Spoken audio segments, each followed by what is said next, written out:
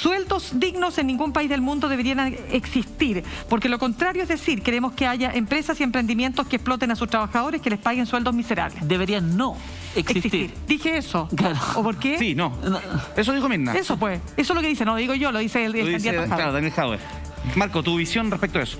Yo creo que hay algo previo a aquello. Ya. No puede ser que en ningún país del mundo, en ninguna sociedad, una persona que trabaje tiempo completo no pueda satisfacer sus necesidades básicas de sí mismo y su grupo familiar. Ese es el principio.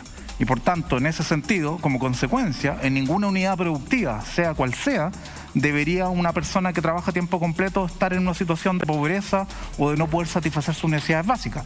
Es una responsabilidad política y de los empresarios y empresarias al mismo tiempo.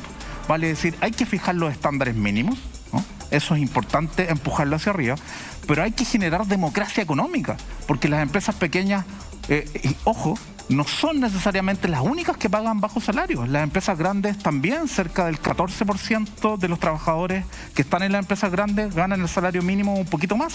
Y en las empresas pequeñitas es un 24%, o sea, no es una diferencia tan grande. Claro, pero ahí intervendría lo que tú señalabas de este subsidio, porque pretender que una empresa, que no porque el empleador sea un hombre codicioso o una persona codiciosa, un avaro, o sea, los hay, sin duda que sí, pero no todos los que pagan bajos sueldos son porque son avaros, sino porque no les da el negocio. Exactamente. Como dices tú. Exactamente. Las empresas pequeñas tienen al menos 4 problemas. A ver. Tienen problemas de acceso al crédito. Sí. Vale decir, se enfrentan al sistema financiero y las castigan con tasas leoninas porque no tienen las mismas espaldas que una empresa grande. Exacto. Exacto. Tienen problemas en las cadenas productivas. A veces son competidoras de las grandes empresas, proveedoras, contratistas, y las empresas grandes las castigan Y les enormemente. pagan a 30, 40, o sea, más, peor. No sé ahora cómo están pagando, porque eso se había regulado, entiendo. ¿A cada cuántos días, digamos, están pagando a los proveedores en general las Deberían grandes empresas? pagarle máximo al 30 días, pero eso está no lejos está de funcionar cumpliéndose. en la práctica, ¿no? De hecho, el Estado debe dar el ejemplo y se están tomando los resguardos para que eso así ocurra con las compras públicas. Exacto. Incentivar, por ejemplo, las compras públicas en las empresas pequeñas. El Estado tiene mucho que hacer también como comprador, ¿no? Y al mismo tiempo tenemos un problema de concentración económica, ¿no? Porque si hay poquitos actores en todos los sectores económicos, se terminan comiendo al resto. Claro. Entonces, un país que está mucho más desconcentrado, donde hay más, ¿cierto?, democracia económica, se puede nivelar hacia arriba. Por eso es tan importante ver la situación compleja de las empresas pequeñas de manera integral. Y allí el subsidio temporal es muy importante para ayudarlas a que paguen mejores salarios, porque quedarnos con la idea de que no se puede, finalmente nos puede volver a una crisis política nuevamente correcto. a la vuelta de la esquina. ¿Cuál es el sueldo promedio en Chile, Marco? Sabemos cuál es el sueldo mínimo, sabemos que hay sueldos siderales y estratosféricos, pero ¿cuál es el sueldo medio en nuestro país? Está, cierto, la diferencia muy relevante entre el promedio y la mediana. La mediana es lo que está justo en la mitad de la distribución. Sí. El promedio, según la última encuesta suplementaria de ingresos, que era de antes de la pandemia, ahora podemos analizar la CACEN, que la base de datos se está liberando hoy día y vamos a poder hacerlo, estaba en cerca de 550.000 pesos. El promedio. Promedio. Pero la mediana estaba en 401.000 pesos. Exacto. Vale decir, la mitad de los trabajadores y trabajadoras en Chile ganando menos de 401.000 pesos líquidos. No 400.000, menos de 400.000 pesos líquidos. Lo que es imposible en Chile. Imposible. Porque nadie vive con 400.000 pesos. Exactamente, y uno diría, bueno, pero más O sea, de sí, una persona perdón. ¿no? Lo peor es que la gente vive, pero ¿cómo vive? Sí, eso es lo que tú señalas, sobrevive, exactamente. Y allí está la diferencia entre los ingresos de los hogares y los gastos reales de los hogares. Claro. Tenemos encuestas que nos permiten mirar cuánto gastan los hogares, y casi el 75% de los hogares en Chile tiene gastos superiores a sus ingresos.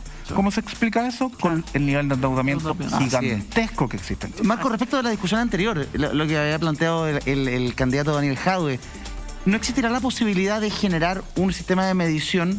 ¿Para qué? Para que el sueldo mínimo se pueda definir también en base a lo que puede lograr una empresa, porque es muy distinto, creo yo, no sé, te lo planteo, es muy distinto una mini pyme, una pequeña empresa, que el dueño está ahí codo a codo con todo el mundo y que el dueño tampoco gana tanto, o sea, alcanza un nivel de ingreso o de ganancia que se condice perfecto con los sueldos que está pagando. A una empresa pequeña en la cual los trabajadores hacen todo el sacrificio, les pagan mal y el dueño se echa para atrás con las palmeras y se lleva una ganancia gigante. Creo que son realidades muy distintas y creo que es injusto meterlas a todos en el mismo saco. Entonces, ¿cómo se podrá nivelar respecto también de lo que logra ganar el propietario, el dueño, la dueña de esa empresa? ¿Cómo se resuelve esto en muchos países del mundo? Existe un piso básico para cualquier persona que trabaje, pero que justamente cumpla su objetivo, ¿no? Porque no puede ser que en una empresa pequeña también tengamos un salario mínimo de 150.000 pesos o 200 porque nadie vive con Exacto, eso. claro. Entonces existe el piso mínimo que en Chile para cualquier empresa tenemos que llevarlo hacia arriba y estamos bien alejados de ese valor mínimo. Sin duda. ¿Y cómo resuelve la diferenciación, las realidades distintas de las empresas según tamaño? Por negociación colectiva.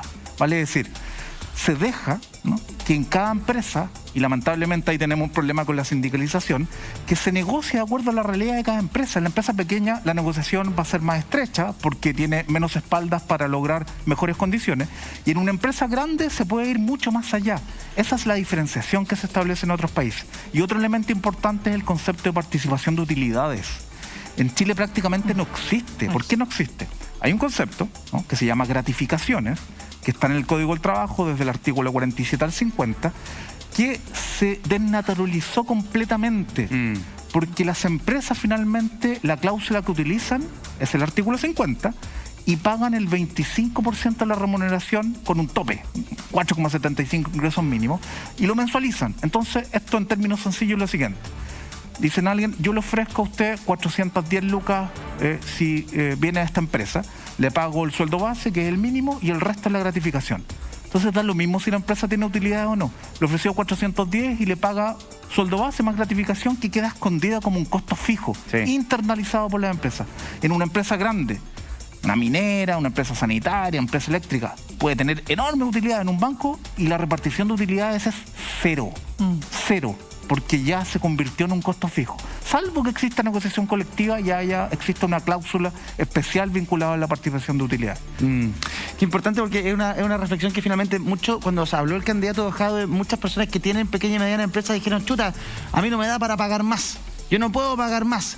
Y otra gente dice, bueno, pero se debiesen pagar sueldos dignos, y eso, cuando tú creas una pequeña y mediana empresa, debieses considerarlo, creo yo. Sin duda. O sea, tú no puedes partir diciendo, de partida no hago beneficencia, yo quiero ganar plata. Si te voy a inventar una empresa es para ganar plata, es para poder subsistir o para poder sobrevivir, con todos los compromisos habidos por haber. Pero si vas a empezar a contratar gente, debieses plantearte, al menos en la filosofía de la empresa, el poder pagar dignamente. Exactamente, porque cuando uno diseña un plan de negocio de una empresa pequeña a una grande, uno no puede decir, a ver, el negocio me da si yo pago sueldos de 250.000 pesos. Eso no tiene sentido, ¿no? Entonces, claramente, uno tiene que poner eso sobre la mesa, pero tenemos que partir sobre la idea, y no podemos naturalizar que los sueldos pueden ser cualquier cosa. Claro. El sueldo más bajo tiene que permitir satisfacer las necesidades elementales de quien lo gana y su grupo familiar. Ese es el punto de partida de cualquier país. Sí. La diferenciación viene después de eso. Y ahí efectivamente lo que tú dices, Eduardo, empresas pequeñas, de acuerdo a su realidad, podrán llegar hasta el piso 2, empresas grandes podrán llegar hasta el piso 6, y ahí está la diferenciación según las espaldas de cada empresa.